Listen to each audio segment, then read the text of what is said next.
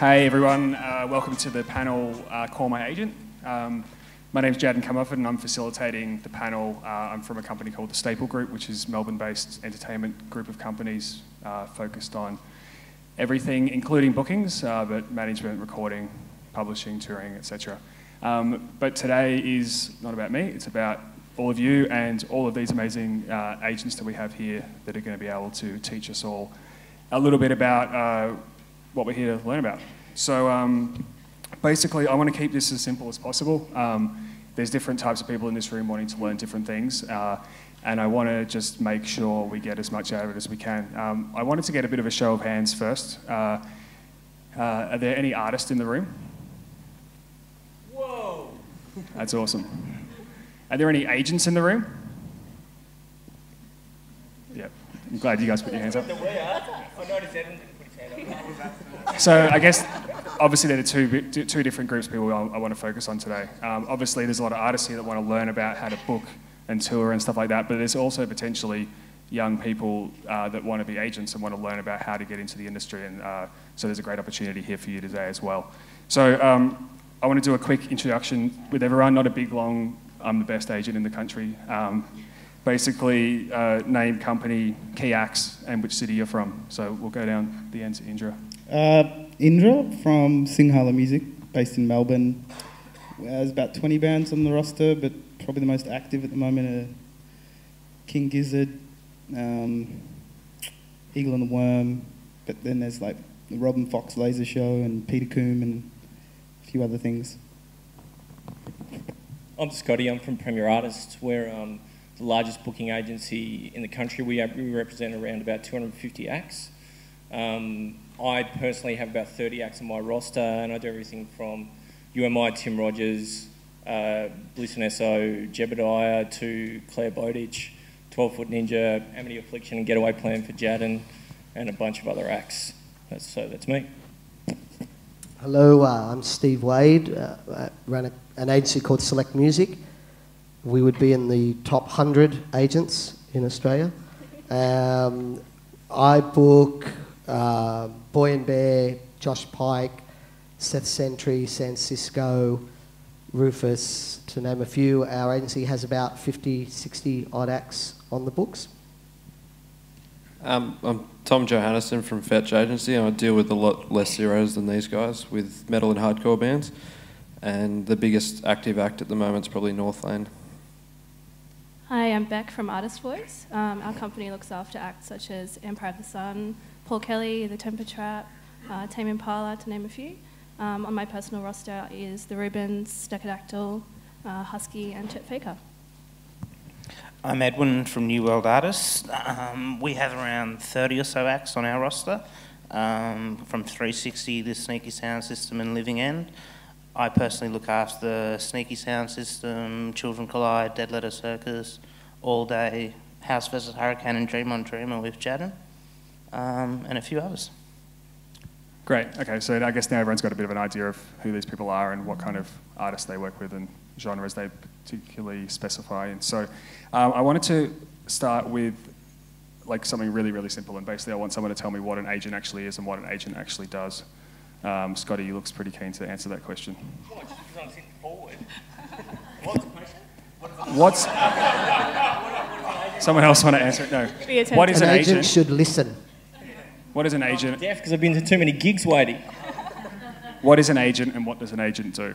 Well, I think it's a pretty sort of broad question, but I mean, obviously anything and everything to do with the touring world. So anything to do with your live show, your agent should be involved in intimately, from booking the gig to hopefully giving some advice as to how to draw people into the show, to the promotion of the show, and the tours. Obviously, if you've got more, presumably you're doing more than one gig, as well as bringing ideas to who you should support and who support's coming on to your show.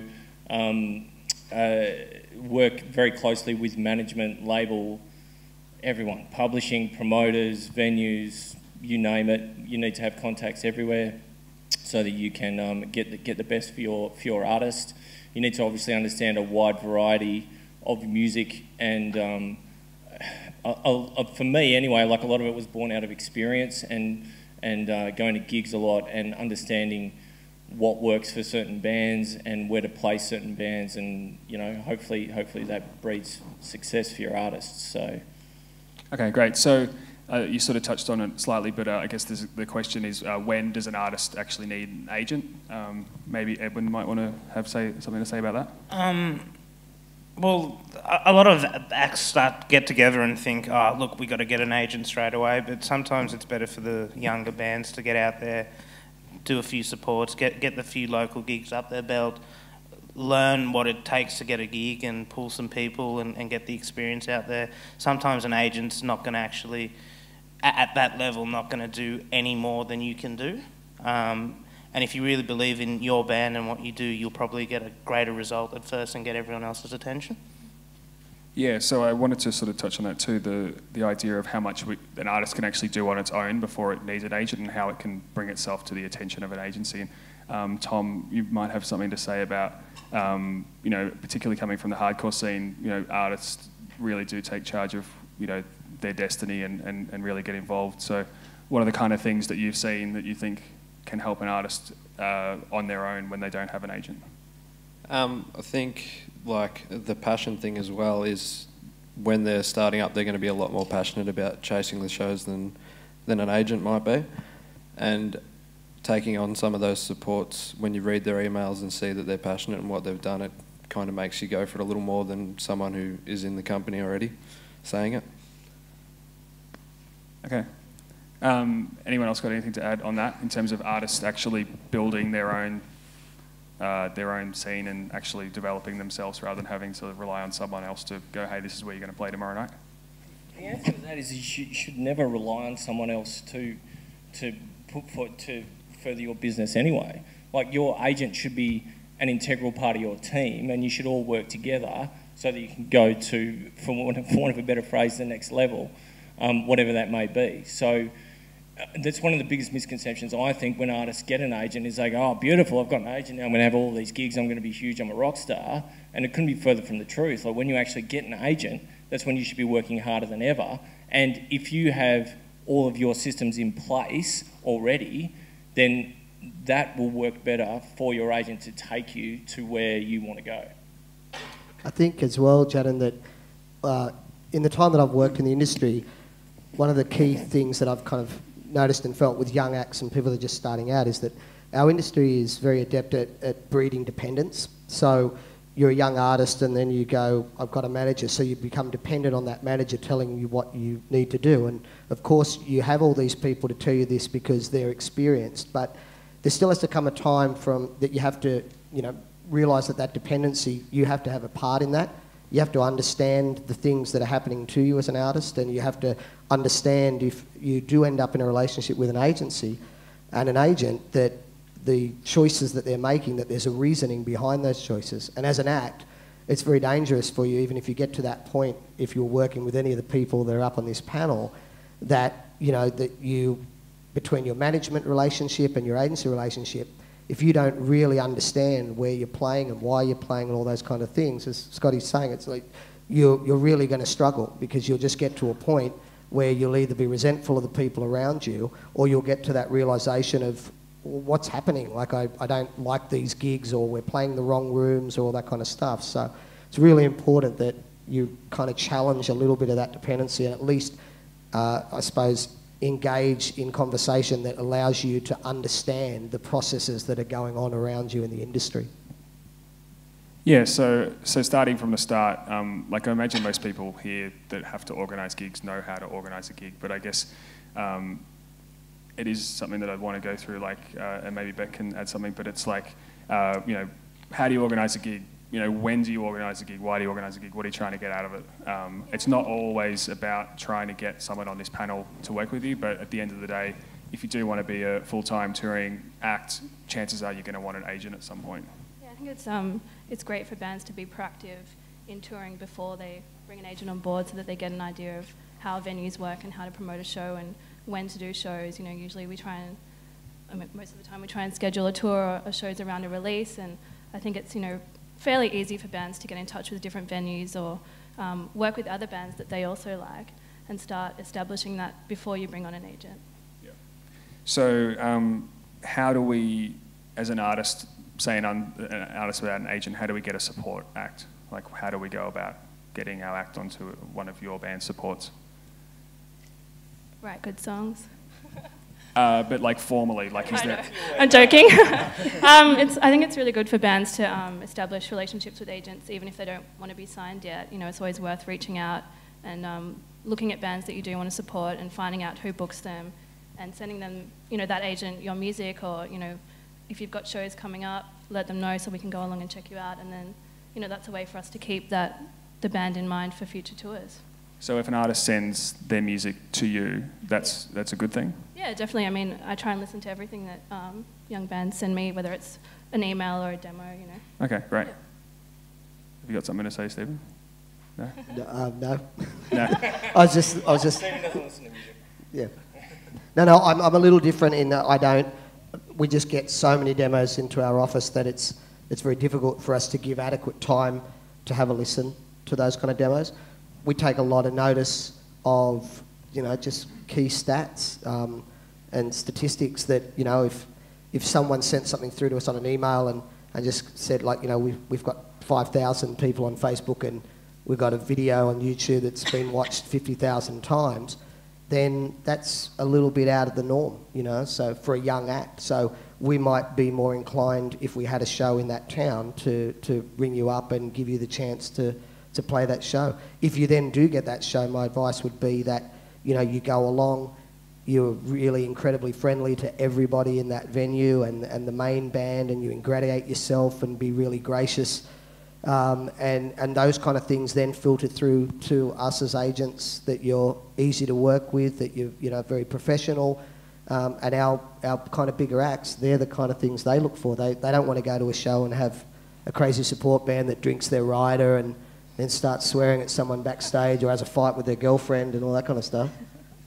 Yeah, That happened to you, Wadey? Maybe. Also, when you do contact the agents, it's probably best, like, if you are going to email, is to be as informative as possible without writing the world's biggest essay. Just your band, where you're from, like, specifically what you've done before, like, gig-wise, where you've played, what's coming up. And often, like, if a band gets our interest and they're not quite ready for a support or something yet, we do ask them to keep us updated. Sometimes bands come to you with no gigs, no experience, and then they turn around like 6 months later, hey, we've done 40 gigs, we've done all this, and you actually see the keen bands who are out there selling themselves. Yeah, that's really good. So in terms of like bringing an artist on, do you look at, like, this is a very basic question and something that I'm sure people have heard the answer to before, but like, you look at if they've got management and label and all those sorts of things, is that something that's important, or do we feel like we're starting to pick up acts now more just because of the songs or the stats or something like that? Indra, do you want to jump in? Was that referring to getting supports or having artists on the roster? No, bringing the artist onto the roster. I don't know. It has a lot to do if you go out and see a show and they're pulling a few heads, or if they've got a recent release that's kind of getting a bit of attention, or you're just flicking through street press and it's kind of there. And, there's so many different ways you can choose an artist. I mean, a lot of artists on my roster are still pretty small, so I have like a pretty big volume of smaller local bands. But I mean, there's so many different variables. Also, I sort of have a certain culture to my roster where a lot of my bands are a little bit humorous, or a lot of them have this jovial sort of type of entertainment. Like I got Barbarian that dress up like Vikings and they have pyro shows and stuff like that. So there is a certain flavour to your agency as well, and then you have to sort of decide whether it's going to click in with everything. But it can be so many different variables. I guess you're going to be starting to put in a lot of time to work with these bands, so you're hoping that when you're earning 10% of what they're earning, it's, you know, 10% of zero is still zero. So you also want to, you do want to develop a band into a point where they're earning enough money to devote the time that you are with them. Yeah, for sure. What about other people, like in terms of picking up an act onto your roster? Are there things like, if a certain management company picks up an artist? Is that like something that you sort of race towards, or like people got different experiences with this? For us, predominantly, we would rarely take on an act that doesn't have some kind of management, because what you normally tend to find in that scenario is that where the agent then becomes their main kind of port of call to the industry. So that if you put a run together and then the band says, you go, so where's your marketing? Where's your and they go, where do I get posters from? Or where do I get my artwork done? You end up then having to take a lot of managerial type roles. So we find that if it's getting to the point where you kind of need to have an agent, or you've got labels or things like that, then of course management is incredibly important, because ultimately for all of you people out here that are artists, you're actually businesses. Your business is music, and you have to think of your art as a business, because the second someone wants to buy it and it becomes a financial reality, the whole parameters change. And in any form of business, people have managers that run their businesses. Some people run their businesses themselves. So if you get to that point where you're actually going to start to make some real income, and it looks like you're going to be touring and potentially incurring debt, which is the massive thing for young artists, if you don't manage that properly, your career will be over before it begins, because you'll just never get that money back. So I think it all kind of falls into play. We have looked after some acts that didn't have management, but we found the management. We actually went out into the marketplace and talked to 4 or 5 management companies and said, we've got great plans for this act, we love what they do, they really need to have somebody look after them, and then we don't get involved in that process, but then we leave it to sort itself out. It's always good to have a team behind an act, but sometimes there is the 1 in 100 acts that you just go, oh wow, like I really believe in them. Like there's something about them, the song, the image, or the live show. You might see them play to 4 people the first time you see them, but you can, I guess you feel it. You kind of have that feeling that something's going to happen. And yeah, sometimes you do go to some of the managers you work with, or you think, this certain manager's going to be a great manager for this band, and approach them. And sometimes you make the team yourself. Other times there's a manager you work with another act, and they'll come to you and go, hey, we're thinking of taking this band on, and they may take it on anyway, but most likely will want to take it on if you can be part of that team with them as well. I also think, sorry, Jase, I also think the more heads that you have that know what they're talking about, the better off you are. So, for example, Jadden and I have been working on a bunch of bands over the years, and we have very healthy, what I call debates. Sometimes they turn into heated discussions, but I think that that's very, very important for an artist to have, so that you don't just have one sort of central person that's like, this is the way that it is. The more sort of ideas you have coming in from the artist to your label, to your publisher, to your manager, to other bands you may know out in the scene, the better, certainly I've found anyway, the more success I think you'll have at the end of the day. So if you've got a great team around you that's passionate, that's the biggest tick in a box I could think of. Yeah, great. So we're going to jump through things, because I just realised we're actually flying through time, and I want to have plenty of time for questions. But touring, I just want to sort of touch on that. When are we at a level where we're actually going to be sending these artists around the country rather than just sort of playing in their own cities? Anybody? All right, I can answer it if you want. I think that there are obviously some indicators for sure. If you're getting national airplay, it is time to have a look at whether it's worth going into different regions, yeah? I think you need to have a very serious think about what regions you're going to attack first. My humble opinion, you always need to own your hometown first. Wadey and I talk about this all the time. Every time we do one of these, you've got to own your hometown, because if you know you can do, I'm pulling figures out my ass, if you know you can do 500 people at $20 in Melbourne, well then that's your anchor for the rest of the country, yeah? In my opinion also, when you're growing, Sydney and Melbourne are the ball game, yeah? If you can get your band away in Sydney and Melbourne, then you can grow into the other areas from there. And if you concentrate on those 2 cities, once you build up your fan base in those 2 cities, you can look at going into other regions that are more expensive to tour in, yeah? Having said that, if you're an Adelaide band, own your hometown, yeah? If you're a Brisbane band, own your hometown.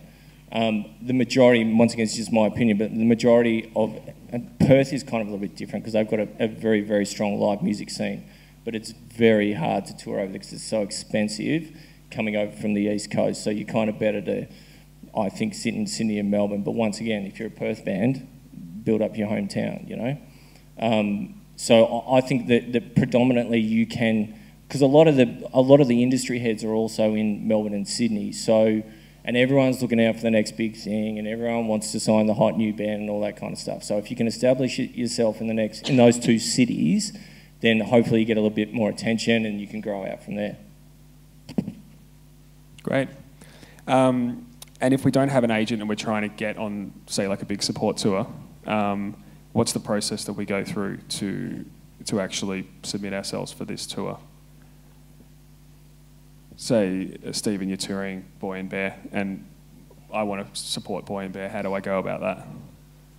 Well, without kind of trying to sound like it's a closed shop or be blunt with it, it's, you know, bands at that level are looking for support acts that actually have a whole bunch of boxes that need to be ticked. It would be incredibly rare that, you know, an act that is reasonably unknown or doesn't have management or have some kind of following that would get onto those tours. And the reason being is it's just the undertaking, you know. A tour like that could have 20 dates all around the country, including Perth and all the rest of it. We have even established acts that I know everyone here would have had the same thing, where you offer it to some band and they'd love to do it, but they just can't financially afford it. What happens is, if you ask a younger act at that kind of level, the excitement and enthusiasm within them will go, yes, this is going to break us, we'll do it. Then they realise how much it's going to cost, and then either cancel it, which is diabolical for everybody, or they go broke trying to do it. So the thing to me would be, you have to be at a certain level to think that you would be able to pitch yourself against other bands that have already either had a major release, have been played on Triple J, have got, you know, sold records, have got a whole bunch of stuff happening for them. So if if most of the artists and people in this room are just starting and just developing, the keys are, as other people have said here today, it's about you owning your own hometown. It's about you creating a buzz within the industry where people know that there's people coming to your shows and they can rely on you for an audience. And then from that, once you start taking those stepping stones, you know, if you're within an agency environment, there's a good chance that you can then be pitched within that agency because the agency knows the people that are involved with the act. But yeah, it would be very difficult for an act that's an unknown to kind of go on a national type of tour, if I'm being honest about it. And festivals as well. Are we talking about a similar thing? I guess, like, how do we pitch for festivals, and also, I guess, when is it the right time for us to be really trying to get ourselves onto festivals? It's obviously a big thing in Australia. Has anyone got anything to say about festivals? I think they shouldn't be a focus to begin with, and as a matter of fact, I don't think they should. This is kind of the wrong phrase. I don't think they should ever be a focus. You know, if you've got a band that's like, I just want to play festivals, then it's very, very hard to actually establish a real solid fan base for them around the country. And every promoter, every festival in this country is looking for bands that will draw heads to their festivals, you know, and also bands obviously they like and they're passionate about, and promoters are some of the most passionate people you'll ever meet, right? So I think, and you're much better off to grow your own fan base and have your own story, because then you'll find that the festival promoters will actually start talking to you and actually start coming to your gigs and going, man, I remember seeing you at the Corner Hotel on Thursday night in January and it was off the hook, it was going crazy. Hey, do you want to play 1 o'clock on the, you know, the side stage of the Big Day Out or something like that? You know, that's generally where you have, I think, the most success as an artist. And if you get your head into that, I just want festivals, I don't think there's any real true long-term value for you as an artist, as much as there is you becoming a national touring band in this country. And if you, it's the same as I said, once you get out to touring around this country, if you know you can do 500 heads at $20, you can keep going for years. you know. And if you've got a solid fan base that keeps coming, so I look after a band called Funkors. Does anyone know the Funkors here? They do heaps of festivals, yeah? And your agent will always pitch you for festivals as well, yeah? But those guys have one of the best underground fan base in this country, in my opinion. I know that I can send them to pretty much every city in this country and a few key regionals, and I'm going to do anywhere between 500 to 1,000 people a gig on 25, 30 bucks. So that gives us a lot of choice.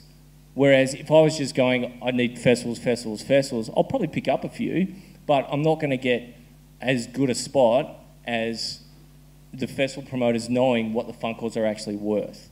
Does that make sense? There you go, my opinion. Sometimes with the smaller bands, like, yeah, get on a festival, great, but there's nothing worse than being the small new band on a festival and have like 5, 6 people watching you, and it's almost like a wasted opportunity being on that platform and playing to no one. You like, you walk by and you feel sorry, like, oh wow, they worked so hard to get here. Like they bugged the promoter and they're playing to like 10 people. And that does happen. Like if there's another band on another stage and no one's ever heard of you, there's no buzz or no nothing, then chances are no one's going to be there watching you anyway. Cool. Yeah, we had Murlocs on the weekend at Harvest, and there was 5 people there. I think they played when the gates opened, and they weren't included on any of the poster art. There was no rider. I hope AJ is in the room. But yeah, and I think also there's bands, even like Scotty said, even if he was playing to those festivals and trying to build those fan base, they might be playing in front of a bigger audience, but they're not necessarily there to see Funkors. If he's doing a club show or a pub show, you know that you're getting full attention of the audience and they're there to see that band. It's much easier to kind of build your fan base as well. I think Mumford & Sons turned their back to festivals and decided to do all their own big shows because of that thing. Like at the end of the year, they said we played to 3 million people in festivals across the world, but they weren't like key audience, or half of them were standing at the back just talking to each other. Yeah, we did that. One of the strategies with Boy and Bear at the start of their career was we all sat down and they were pretty adamant that festivals were not a priority for them. Their priority was to sell tickets to people that loved their band and wanted to come to their shows. And subsequently, you know, we did the Big Day Out last year, was the first major kind of thing. They didn't do Homebake that year, they didn't do Splendour that year. You know, they didn't do Groove and the Moo. So, you know, the philosophy is that there's something that for your business as you grow are a nice little cash earn if you can get them when they happen. But if you think of the principle of them, you know, if you play in front of 20,000 people, then you would think then that would mean a whole bunch when you go and do your own show in that town, but it never works that way. You know, I remember one of our acts playing at the Big Day Out in Sydney in front of 25,000 people, and then they did a sellout at the Metro, which is 1,000 people. And, you know, everyone was going nuts in the place. We thought, wow, we're going to kick ass from here.